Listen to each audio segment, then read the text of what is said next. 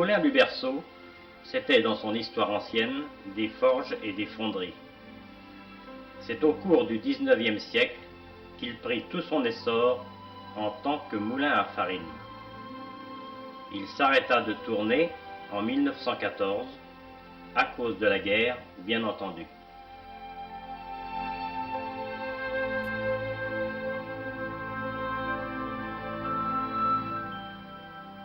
À cette époque, il appartenait à la famille Leblanc du Vernois, qui en devint propriétaire au lendemain de la Révolution.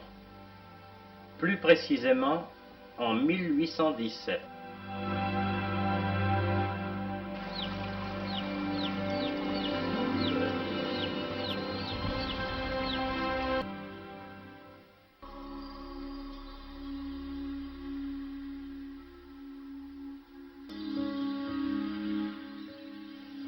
C'est en 1994 qu'un groupe d'amis se mit en tête de nettoyer le lit et les talus de la rivière en amont du moulin. À la suite de cela, et avec l'accord de la municipalité, ils mirent en œuvre la restauration du bief en coordination avec les employés communaux. La tâche était ardue.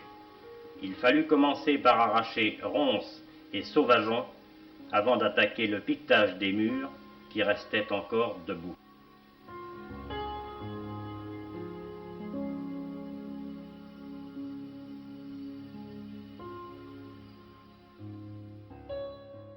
La démolition partielle fut nécessaire avant de penser à reconstruire. 100 sacs de ciment et chaux furent employés et c'est en 3 mois que le bief avait retrouvé son aspect d'autrefois.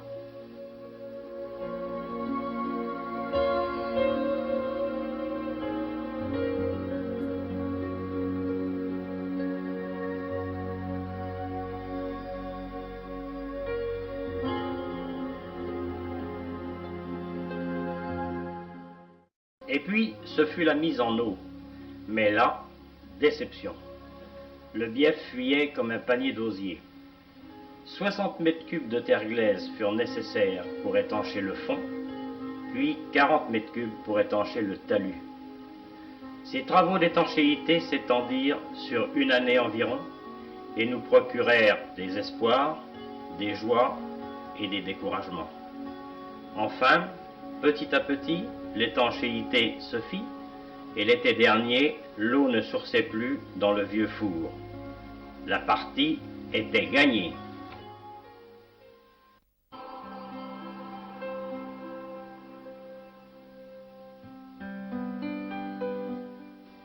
C'est en décembre 1997 que l'entreprise Croix, dont le siège est en Anjou, nous envoya ses ouvriers afin de démonter l'ancienne roue.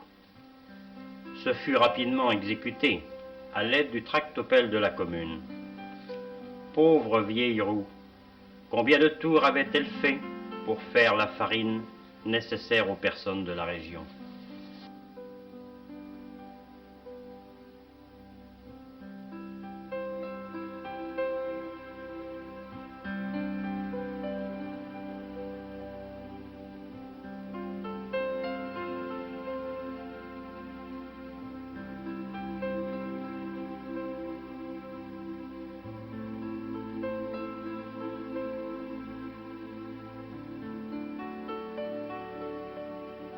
C'est en décembre également que fut entrepris par l'équipe de bénévoles le curage du lit de la rivière à l'emplacement de la roue.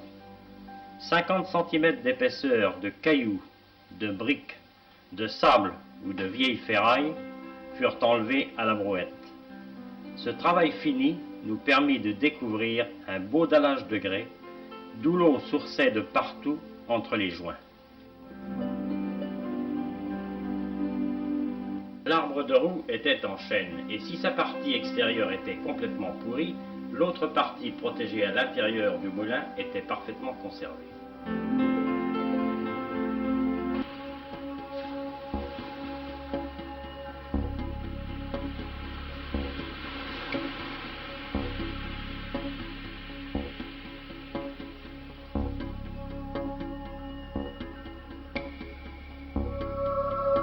Au mois de janvier 1998 fut attaquée la restauration des murs du canal d'évacuation d'eau en aval du Bief. Un plan fut établi. Chaque pierre fut numérotée afin qu'au remontage, elle soit reposée à son emplacement initial. Certaines d'entre elles, selon notre estimation, pesaient plus de 200 kg. Elles durent être manipulées avec d'infinies précautions afin de ne pas les éclater et autant que possible ne pas les recevoir sur les jambes. L'accident grave était la hantise de tous.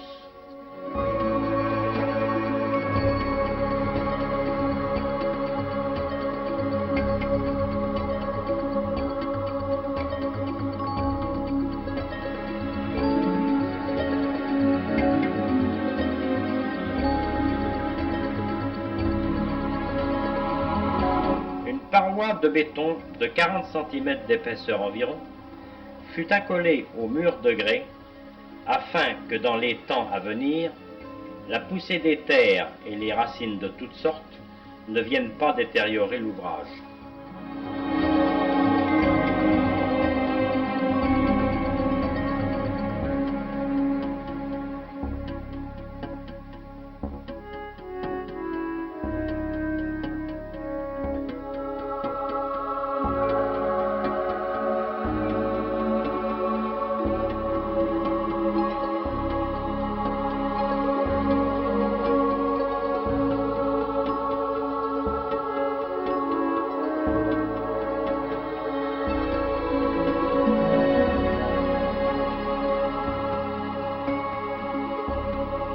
Les intempéries du mois de janvier nous contraignirent à abandonner momentanément le chantier qui fut repris en mars.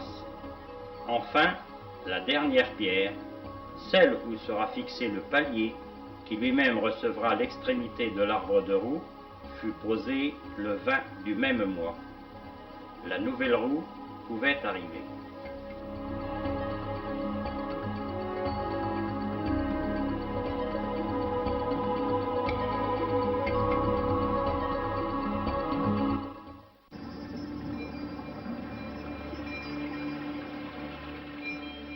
Monsieur Croix, bonjour.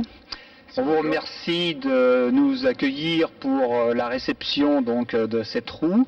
Comme on peut le voir, cette roue est relativement imposante, quoi. Et je crois que Monsieur Croix pourrait peut-être nous donner quelques caractéristiques effectivement de cette roue, quoi. Bon, cette roue est toute métallique à auget et elle fait un diamètre de 5,50 m par une largeur de 800 mm. Et elle fait un poids de 1810 kg sans les croisillons fonte. C'est-à-dire que cette roue va faire 2 tonnes complètes, plus l'arbre en bois qui fait à peu près 800 kg. Alors comme on peut le voir, c'est relativement imposant, donc je pense qu'il va se poser peut-être quelques petits problèmes en termes de transport effectivement de cet ensemble qui nécessite peut-être, je dirais, un camion personnalisé ou spécial pour transporter ce matériel, quoi. Ça va être une semi-remorque. Bon, les deux parties, chaque partie fait 2 mètres, 5 mètres 50 divisé par 2 mètres 75, plus la hauteur du plateau 3 mètres, vous allez avoir une hauteur de 3 mètres 75 sur le plateau. Le problème, qu'il va peut-être y avoir, c'est d'approcher sur le terrain pour pouvoir les mettre en place, puisque ce sont deux demi-roues. Voilà. Et pour réajuster l'ensemble. C'est surtout ça le plus gros problème, réajuster ça dans l'équation pour que ça soit parfaitement rond. Tout à fait. Alors effectivement, avoir cette masse, une des craintes effectivement qu'on peut avoir, c'est la mise en place sur le site, Exactement. La façon dont elle va se dérouler, quoi. Exactement, c'est ça le plus dur, hein. C'est ça qui va être le plus dur pour nous, où on va en passer le plus de temps. C'est pas l'histoire de mettre l'arbre en place, ni le rouet de fosse, c'est uniquement de mettre la roue, et qu'elle tourne après parfaitement. Bon, espérons que ça se passera bien. Oh, je pense. En attendant, vous estimez une mise en place qui va durer pendant combien de temps à peu près? Une semaine à 4 gars. Une semaine à 4 gars pour l'ensemble du chantier. C'est-à-dire la roue, l'arbre, le rouet, la huche, le canal d'amener d'eau et la vanne. Voilà. Bon, et ben voilà. Nous sommes aujourd'hui le 4 avril.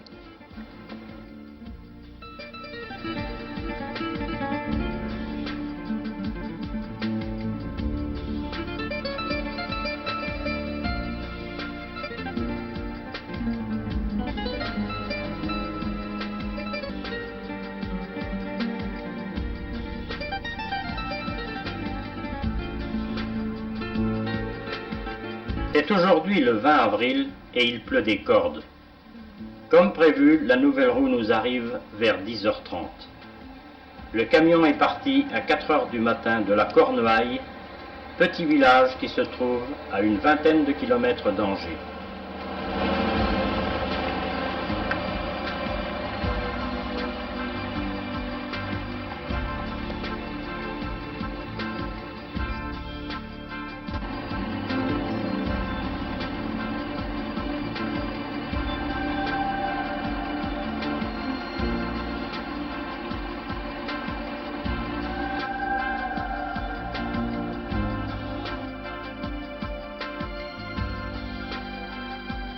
Les employés de l'entreprise sont au nombre de 5. Aussitôt, ils vont se mettre à l'ouvrage. Quelle différence de moyens avec l'installation de l'ancienne roue, il y a quelques 120 ou 130 ans.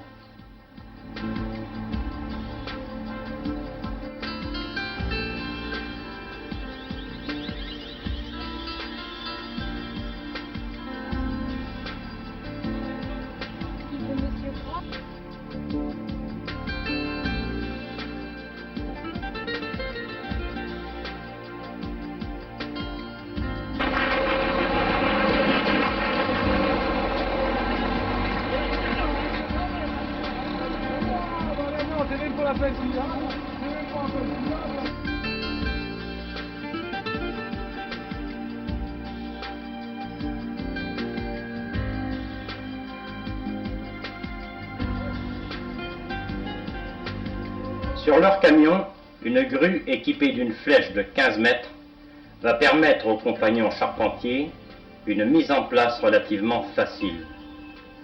Il n'y a plus rien à dire, il n'y a qu'à regarder.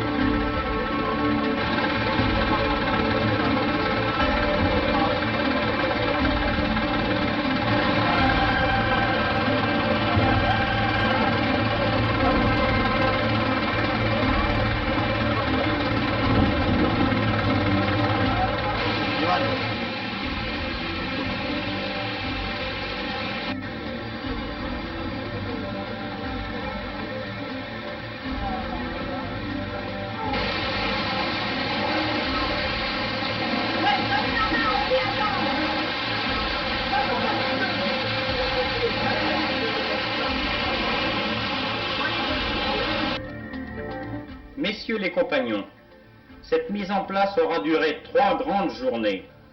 Merci et bravo les Angevins.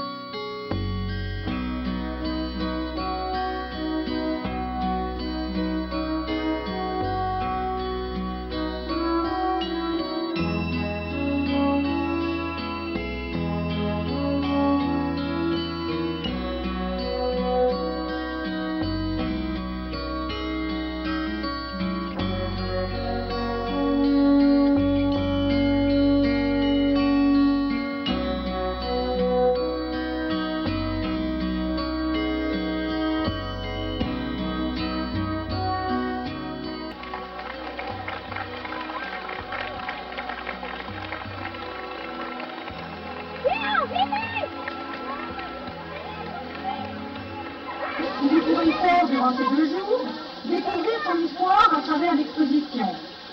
Appartenant à la famille Leblanc des Vernois jusqu'en 1920 environ, le moulin s'est arrêté de tourner lorsque le fils du meunier, Marcelin Laudin, fut tué à la première. Et je ne le regrette pas, car c'est très intéressant ce que vous nous montrez. Et vous le savez, je suis particulièrement attaché au développement de ce canton que je connais, je le surveille des fois d'un peu de loin. Vive le canton d'Aillon et que cette journée soit une grande journée qui marque dans le développement de votre commune. Madame le maire, on vous remercie encore de m'avoir invité.